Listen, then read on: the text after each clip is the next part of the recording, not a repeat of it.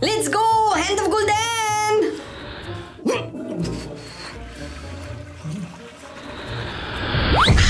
Alright, some action! Let's go! I need haste! Implosion! Man, fuck that guy! He instantly imploded me! What a goddamn cunt! Okay, Hand of Gul'dan again! Need some more haste! Huh? Man, fuck you! No! Wait! Don't implode me yet! But I'm using the implode legendary, man! What do you want? Oh! Do you want to hear an imp joke? Make it quick, gotta implode soon! I will imp-load your mama! Mommy, dearest! Implode! Yeah. Now to summon the ultimate demon! What the fuck? You demons all look alike! Yeah. Oh, now you will get it. I'm gonna fuck you up. Vanish! Fucking stupid ass. And all this was possible with talents, conduits, legendaries, rotations, and more! Implode your mama. Mama!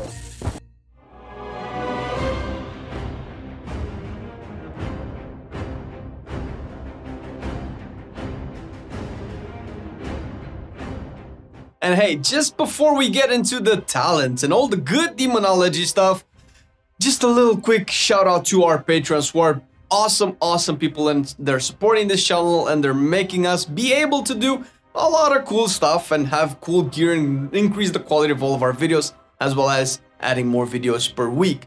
And yes, this is a little plug to our Patreon page because we do have one, and there are a couple of tiers that you might find to your needs or to your liking, with a couple of rewards that you might be interested in, because supporting us on Patreon does of course directly support all of the content that we do, all of the videos that we do, all of the different streams and everything pretty much Marcelian Online, because YouTube is kind of iffy nowadays. And with Patreon support, we can afford to do videos that, let's say, you guys want, but maybe are not as friendly for the YouTube algorithm. And link down below. Let's get to the talents now. Your Demonic Master spec will have you use two builds, actually. The Felguard/default build that focuses mainly on your Felguard, shining more in single target, but decent in AoE, and the Dreadstalkers build, aka Doggo build, which will mainly focus in AoE and Mythic Plus damage output. So the first row, go for Demonic Strength as the best pick in single target for the default build, and it will have a decent burst potential for AoE. It will make your Felguard charge to a target, enabling easier target swapping for your main demon, and will make him use another big, fat, buffed Felstorm. For AoE and the Doggo build, go for Dreadlash. This will make your Dreadstalker's main attack ability hit all targets around and be much stronger.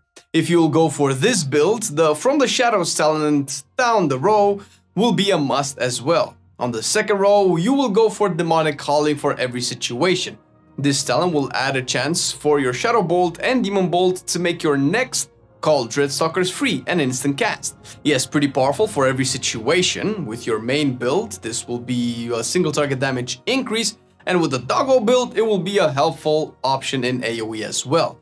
If by any means you are a Necro Demo Warlock, then you can go for the Power Siphon, mainly for more single target damage. It will synergize very well with Decimation Bolt and will be on a very short cooldown, but will sacrifice 2 imps to get 2 Demon Bolts with increased damage. You can translate this to 4 very quick Soul Shards. On your resistance/run faster than the speed of sound, you wish. All options are viable. If you need more mobility because Gateway or your circle is not enough, then go for Burning Rush. It will let you run faster when you activate it, but at a small cost of some HP. Note that you will have to manually deactivate Burning Rush after activation, or your healers might have something nice to tell you.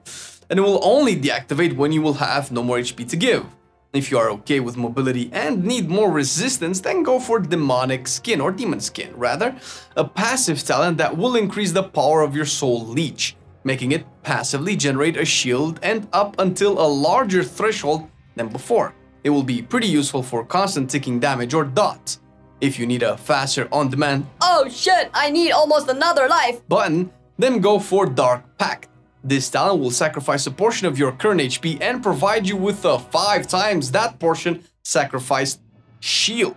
It's like a second life if you are at full HP, and it is usable if you are incapacitated. On the level 35 row, go for Summon Vile Fiend for the next default build. It will give you another demon to your arsenal on a fairly short cooldown and will synergize very well with the Demonic Consumption talent, buffing up your Tyrant even more. From the shadows will be the default pick for your Doggos build and will make it very powerful in AoE, combined with the talent on the first row we talked about earlier. This talent will increase the Shadow Flame damage your targets receive after you cast Dreadstalkers. This means it will buff your Demon Bolt, Hand of Gul'dan, Implosion, and your Tyrant's Demon Fire spells, because those are the only spells that deal Shadow Flame damage. Next, you will have a choice between Mortal Coil, a very powerful utility spell that can incapacitate a target for 3 seconds and heal you regardless if the target is immune to incap. And Howl of Terror will be the other choice and will have uses in AoE/Mythic Plus situations. With this baby, you can fear 5 mobs at once if they are not immune, and just imagine 5 interrupts at once. It's on a fairly short cooldown. On the second to last talent row, go for Grimoire Felguard as the general option for single target and as well for the default build. It will summon another beefed up Felguard every 2 minutes that will deal extra damage to your target compared to your normal Felguard. Again, extra demon means extra synergy with the Demonic Consumption talent. From the last row, for mixed up content, you can use Soul Conduit and will work very well, usually with the Doggo build. This talent will make all your soul shards that you consume have a chance to not be consumed, so you can spam them Hands of Gul'dan till tomorrow and explode imps non-stop. On your last talent row, go for Demonic Consumption as the best one in every situation. This talent will buff up your demonic tyrant for every demon you have summoned in the moment you summon him.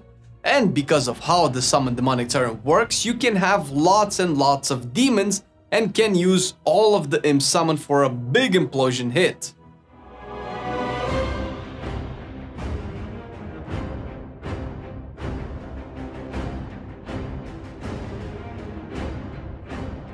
For your demon handling mage, we will suggest you sim your character. Yes, simming is the best thing you can do to find out what is the best way to prepare your character for all types of content when it comes to gear. And don't worry, because we got you covered with our very own all you need to know how to sim your character video. But do that after this video, because we will provide you with a starting point for your stats in case you don't want to be bothered with simming. So firstly, you will desire as much intellect as possible, so more high level means yes. It will also provide extra damage thanks to how demonic consumption works. Next, you will want to go for haste as the best secondary stat around, followed by mastery and crit, very close to mastery, and versatility last, but not to be ignored. It is pretty strong as well. Next, you will need consumables. Starting from your weapon, you will desire the Celestial Guidance enchant for the intellect it will supply you with. Go for the Eternal Stats enchant on your chest. It will be very useful in higher content and will synergize with most of your defensive spells and heals. For single target, you can swap to the Eternal Insight enchant when you are at max stats, because this one will scale better. For your temporary chest enchant, don't forget the Heavy Desolate Armor kit for extra stamina, which will translate in extra synergy with your defensive, heals, yes, and damage, because demonic consumption will scale with your HP as well. On your bracers, go for the I will be much smarter enchant, the Eternal Intellect enchant, of course, for extra intellect. I think we said that already. On your cloak or cape or back or however way you want to call it, go for the Fortified Avoidance as the best defensive enchant you can find.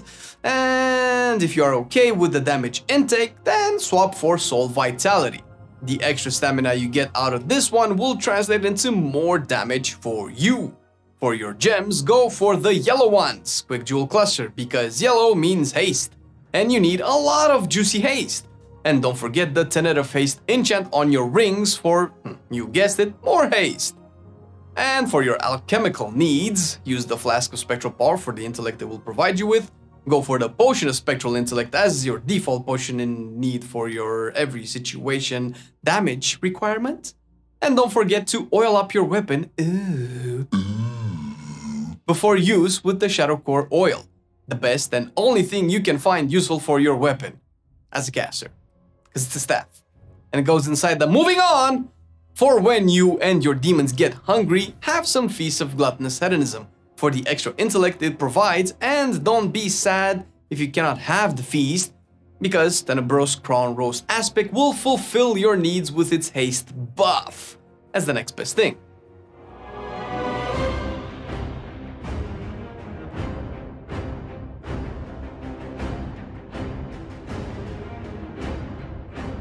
Like all types of warlocks, yes, you will have to pick flowers, love nature, and hang out with the fairies, because Night Fae is still the best covenant you will find. The Covenant class ability the Night Fae provides you with is Soul Rot, an AoE dot that will let you suck all the mobs affected by this with Drain Life. Yeah, you heard me. If you need more mobility than the 3 potential ones you can have as a warlock, don't worry, the fairies have you covered with Soul Shape, a short-range blink that transforms you into almost any ghost animal you can think of and increases your movement speed as well. The best all-around Soulbind will be Nia. With the 3 potency Conduits path, Nia will provide you with some very useful traits. Grove Invigoration will be the first one and will give your abilities a chance to give you a stacking, mastery and stamina buff, with Soul Rot providing you with a bunch load of stacks when activated. Nia's Tool's Poison will be the next useful trait, mainly when you can interrupt something, and will smack the target with a dot after you successfully interrupt. This was changed to work properly since, in the past, the interrupt was counted as from your demon, not from you, and it wasn't really performing right. The next trait will come down to your personal preference and if you want another endurance or finesse conduit. And lastly, Bonded Hearts will make all your Groove Invigoration stacks heal other allies around you, and if they are from a different covenant, you both will get a buffed up Groove Invigoration stack. Dreamweaver will be better than Nia if you can stay all the time in the full duration of your Field of Blossoms, and prove a little helpful during progression for the extra cheat death trait it provides. With the 3 potency Conduits path from Dreamweaver, yes, you will get the Pod Tender trait, aka the cheat death mechanic, and it will come in handy, as we said earlier, during progression or even in some Mythic Plus situations. Field of Blossoms will be the next and very powerful trait and will make your Soul Rot provide you with a lot of haste, but at the cost of you needing to stay in the goddamn field. Yes, if you cannot do that, then you might as well go for Nia on those fights. And lastly, Dream Delver will provide you with a stacking damage buff to everything you touch with your spells and demons. For those nasty fortified weeks, you can consider Corraine as an alternative to Nia with his 2 potency Conduit path, which he will use to empower you with traits like Wild Hunt Tactics. This trait will provide you with a flat damage increase when fighting targets with greater than 75% HP. First Strike will come next down the line and is the reason why Corraine can surpass Nia during the fortified weeks, providing you with a crit when you hit a new target. Lastly, the Wild Hunt Stratagem trait will put a debuff on your targets for 1 minute, and if you damage those targets when they are below 35% HP, you'll be rewarded with a little more damage increase in them. Honorable mentions to the Necrolords, which you can consider choosing if you plan on changing to Destruction more often or like to do PvP a lot. But they will almost never outperform the fairies, so stick to the fairies as the best choice. If you chose the paths shown by us before, then you will need some conduits. For your potency conduit slots, you will need to fill them with the Born of Blood conduit first. This conduit will be the best overall, and it will give your Hand of Gul'dan spell a chance to generate 1 demonic core.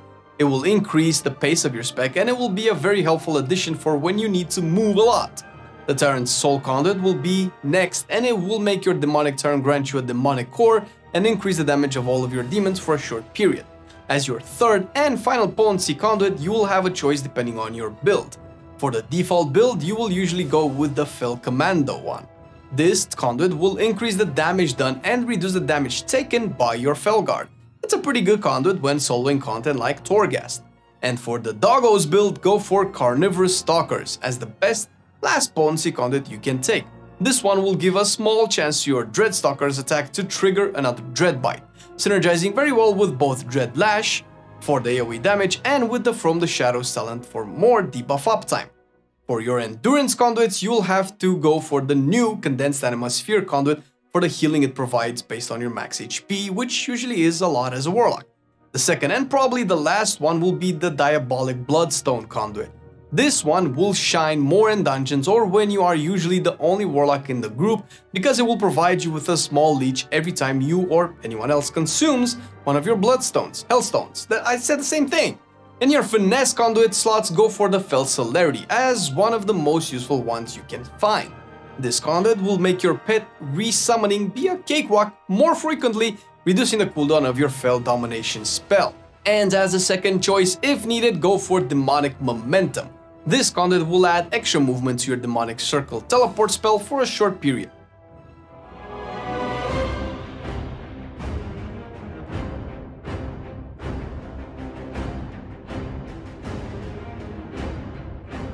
For your much needed trinket, you'll have some interesting choices, and like your mage buddies, you'll usually prefer one on-use trinket and one passive one.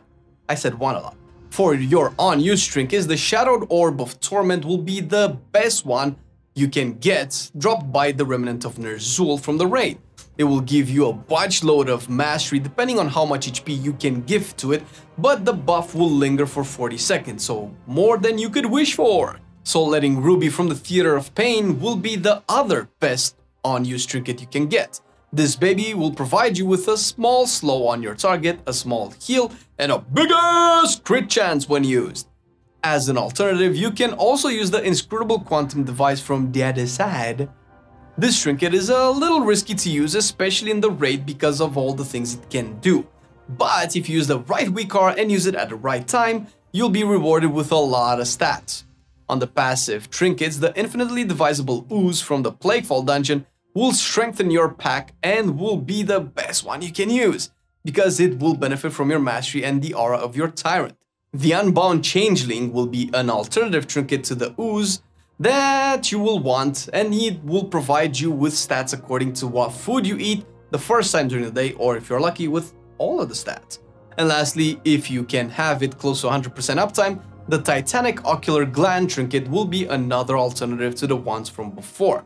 It will provide you with more from your highest stat rating if you are above 50% HP, and if you fall under 50% HP, then this trinket will decrease that same stat. For your Domination set, till it's still useful, soon you'll be gone, you hear me? Gone for good! And our much-deserved tier sets will take your place. Yes, till then, use the Chaos Bane Unholy set. For Raid, Torghast Maw, and Korthia, cause that's where it works, and pair it with the other two damage shards, Core and Beck, to get the most out of what you currently have. For Mythic Plus, where the sets won't work, go for the 3 damage sockets, Core, Beck, and these nuts are not the nuts you're looking for. And pair them with Zed, the next most important shard. And lastly, you can get any other shard you want, or just go for the 252 belt or bracers with a normal socket and your best stats from a dungeon vault. The best legendary you can use will be Wilfrid's Sigil of Superior Summoning. Build it on your ring slot and it will reduce your demonic turn spell for every soul shard you consume. The cooldown, that is. With this legendary, you will have your turn up every minute. It will be the best thing you can have in every situation. As an alternative to the Sigil, you can go for the Grim Inquisitor's Dread Calling legendary, and you can build it on your next slot to be rewarded with extra damage on your Call Dreadstalker spell, depending on how many soul shards you consume with the Hand of Gul'dan spell.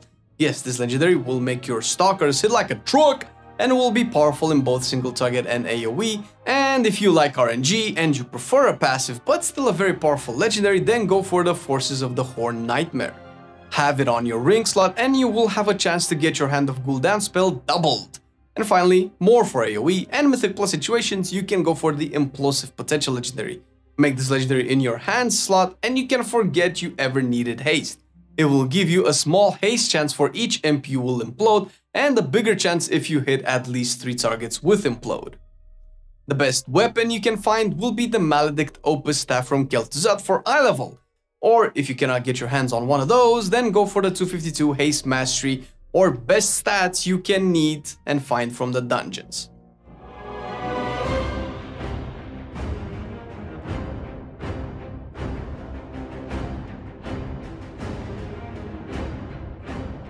For the opener and priority section, we will be using Nia with Wilfrid's Sigil of Superior Summoning legendary and with the default build for single target and Doggo build for AoE, as these are the most common. For your opener, precast Demon Bolt 5 seconds before your pull and from max range. Cast Soul Rot with Nia Soulbind, else cast it after Tyrant. Then Grimoire Felguard. Cast Summon Vile Fiend, Shadow Bolt twice, Hand of Gul'dan, call Dreadstalkers, build up to 3 soul shards with Demon Bolt or Shadow Bolt, use Hand of Gul'dan, summon Demonic Tyrant, Demonic Strength, and continue with the priority. For your single target priority, you'll have summon Demonic Tyrant with at least 6 Wild Imps and Dreadstalkers and other summon demon talents you might have. Cast Grim or Felguard on cooldown if talented. Summon Vile Fiend will have to be hold on a little bit to align with the Tyrant. Demonic Strength on cooldown if talented. Dreadstalker on cooldown. At 3 soul shards, use Hand of Gul'dan, Demon Bolt or Shadow Bolt to generate shards. For the multi-target opener with Doggo's build, pre-cast Demon Bolt. Cast Soul Rod next if using Nia or else after the Tyrant. Call Dreadstalkers, then Hand of Gul'dan, summon Demonic Tyrant, Implosion, fill with Demon Bolt or Shadow Bolt for soul shards. For your multi-target priority, cast Demonic Tyrant with at least 6 Imps and Dreadstalkers and other demons. Use Dreadstalkers on cooldown, Hand of Gul'dan at 3 or more souls, Demon Bolt or Shadow Bolt to generate soul shards. Try to use Implosion last and when imps are about to despawn, so under 40 energy. We'd like to give a special thank you to Shele, Kalamazi, and Moroko for providing us with feedback on Demonology Warlock and making this guide a little bit more insightful and correct for you. We really appreciate the help, guys, and if you definitely want to approach Demonology from a more advanced perspective, more than we can show in our video, and talk about other conduits and other builds, check the Council of the Black Harvest Discord. All the links are down below. There you'll find a lot of information, a lot of videos, compiled, written online guides, and everything that you need to be the best Demonology Warlock that you can be. And of course, thank you to our patrons once again for supporting the content. We love you guys. You make all of this possible, and we couldn't appreciate you more. And if you, the viewer, want to check the Patreon page, once again, check the link down below, and we will be graciously, forever appreciative. Thank you for watching the video. See you next time. I've been loving it then, I still love it now. Still, I play WoW. Still, I play WoW. Getting better every day, let me show you how. Cause still, I play WoW. Still, I play WoW. It's getting harder to stay, but at the end of the day, it's a guilty pleasure, so just log in and play. Whether it's classic or retail, I'ma do a /bow. Still, I play WoW.